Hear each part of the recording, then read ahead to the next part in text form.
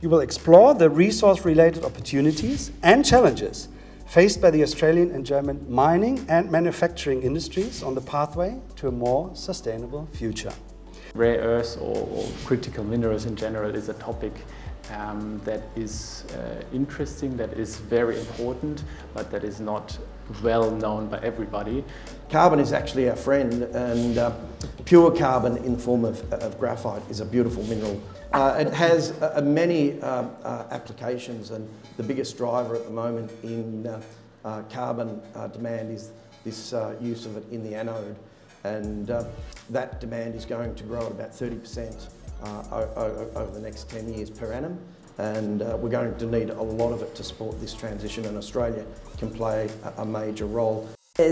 Critical minerals ends up sort of capturing up a group of elements that maybe have been a little neglected in the past, but are going to become increasingly important to new industries in the future. We create chemistry around those products that can help add lightweight into the vehicle and something alternative to simple metal fixings, etc.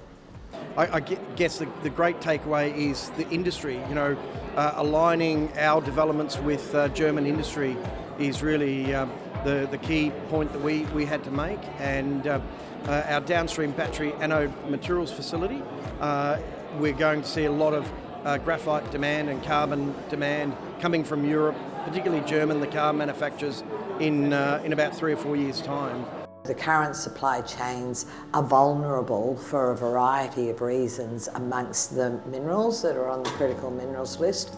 China controls the graphite market. There is no other source of natural graphite outside of China, and if they elect to turn that supply off, a bit like the rare earths, if you don't have anode in your battery, you're not going anywhere real quick. So there's a big push to support alternate supply chains.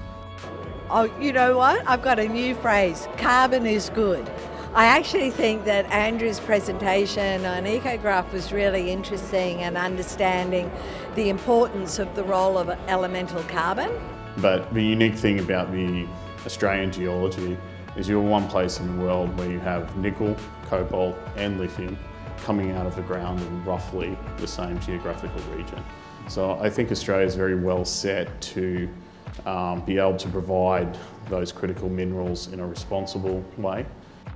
China quite clear and told the whole world that the reason why we're going to develop our rare earths is so that we can capture more of the downstream value added, because that's where the jobs are and that's what is going to support the economic development of our country and prosperity of our people. And guess what? Over the last 20 years, that's exactly what they've done.